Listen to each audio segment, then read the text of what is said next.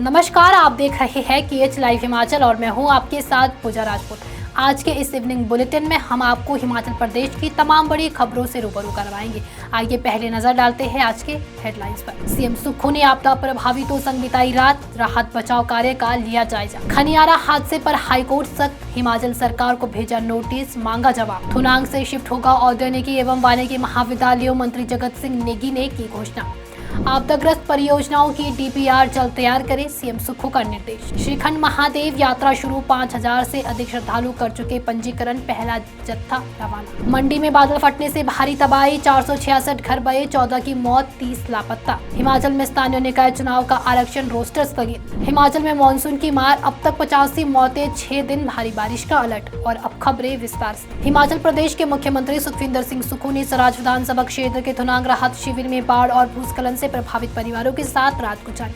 भारी बारिश की चेतावनी के बावजूद वे रुके और खुद राहत शिविर में मौजूद 130 लोगों से बातचीत कर हालात का जायजा भी लिया। उन्होंने राहत कार्यों में लगे NSS स्वयं सेवियों की सराहना की और अधिकारियों को सख्त निर्देश दिए कि किसी भी पीड़ित को मदद से वंचित न रखा जाए। आज सुबह सीएम सुक्खू काफिला छोड़कर पैदल देजी और पखरैर गाँव पहुंचे, जहाँ बादल फटने से 11 लोग लापता है। उन्होंने पीड़ित परिवारों से मिलकर संवेदना जताई और भरोसा दिया कि सरकार हर जरूरी मदद देगी। मुख्यमंत्री ने कहा कि हर प्रभावित को उसका हक मिलेगा और पुनर्वास में कोई कोताही नहीं बरती जाएगी। हिमाचल प्रदेश हाईकोर्ट ने धर्मशाला के खनियारा में हुए जल विद्युत परियोजना हादसे को लेकर सख्त रुख अपनाया है।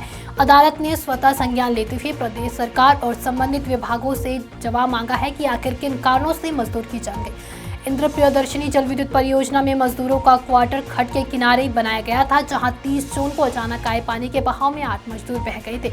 अब तक 7 शव मिल चुके हैं। हाईकोर्ट ने मजदूरों के लिए बनाए गए आवासों की सुरक्षा को लेकर चिंता जताई और पूछा कि मृतकों के परिजनों को अब तक क्या मुआवजा और राहत दी गई है। कोर्ट ने राज्य सरकार से विस्तृत स्टेटस रिपोर्ट तलब की है। सरकार ने थुनांग में आई आपदा के चलते औद्योगिकी एवं वानिकी महाविद्यालय को सुंदरनगर शिफ्ट करने का निर्णय लिया है। मंत्री जगत सिंह नेगी ने बताया कि थुनांग में नदी किनारे कई PG और किराए के मकान बाढ़ में तबाह हो गए, जहां कॉलेज के 300 विद्यार्थी रहते थे।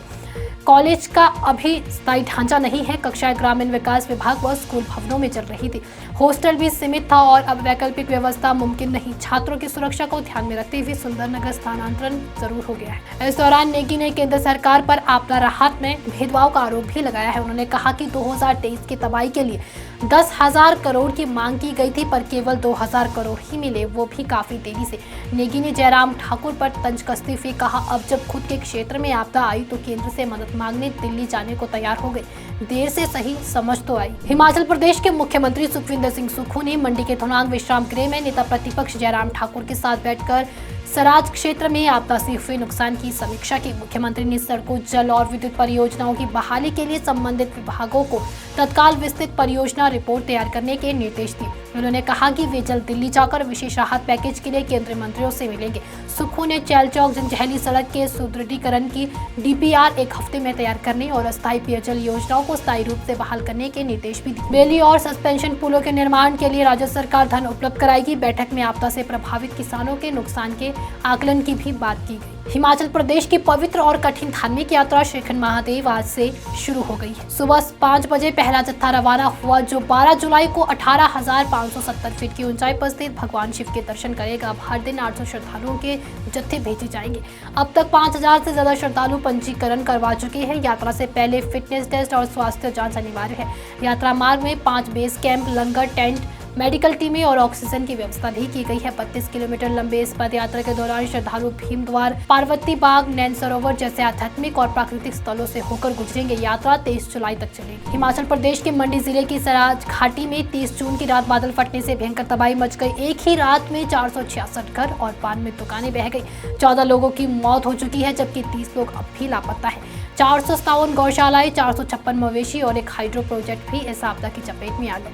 1500 से ज्यादा लोग बेघर होकर राहत शिविरों में शरण लिए हुए हैं। सबसे ज्यादा नुकसान सराज, करशोक और जंजैहली क्षेत्रों में हुआ है। थुनांग बाजार की 50% दुकानें तबाह हो गई है तो करसोग और सरकोल में मकान और वाहन बह गए। पटिकरी पावर प्रोजेक्ट पूरी तरह ध्वस्त हो गया है। एनडीआरएफ और एसडीआरएफ और सेना की टीमें रेस्क्यू में जुटी हुई है। सर्च ऑपरेशन जारी है। मंडी के कई गाँवों की सूरत अब मलबे और तबाही की तस्वीर बन चुकी है। हिमाचल प्रदेश में होने वाले नगर निकाय चुनाव के लिए आरक्षण रोस्टर फिलहाल रोक दिया गया है। सरकार ने ये फैसला इसलिए लिया गया क्योंकि अनुसूचित जाति, जनजाति और ओबीसी की जनसंख्या के ताजा आंकड़े उपलब्ध नहीं है, यानी नई जनगणना अभी नहीं हुई है। शहरी विकास विभाग की ओर से कहा गया है कि जब तक नया जनगणना डेटा नहीं आता तब तक किसी भी सीट का आरक्षण तय नहीं किया जाएगा।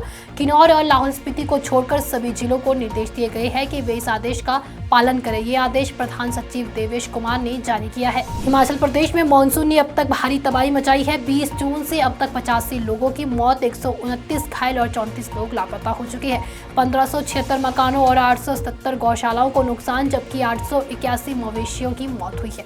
कुल नुकसान का आंकड़ा 739 करोड़ रुपए के पार पहुंच चुका है। सबसे ज्यादा नुकसान मंडी जिले में हुआ है, जहां 30 जून को बादल फटने से सैकड़ों घर तबाह हो गए। मौसम विभाग ने 10 से 16 जुलाई तक बारिश का येलो व ऑरेंज अलर्ट जारी किया है।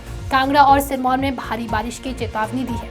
अब भी 204 सड़कें, 740 पेयजल योजनाएं और 192 बिजली ट्रांसफार्मर बाधित है। चंबा, कुल्लू, मंडी और शिमला के जलग्रहण क्षेत्रों में बाढ़ का खतरा भी बना हुआ है। तो ये थी प्रदेश की कुछ तमाम बड़ी खबरें। अगर आपको हमारा बुलेटिन पसंद आया हो तो हमारे बुलेटिन को लाइक, कमेंट, शेयर और हमारे Facebook page KH live Himachal को फॉलो अवश्य करें। धन्यवाद।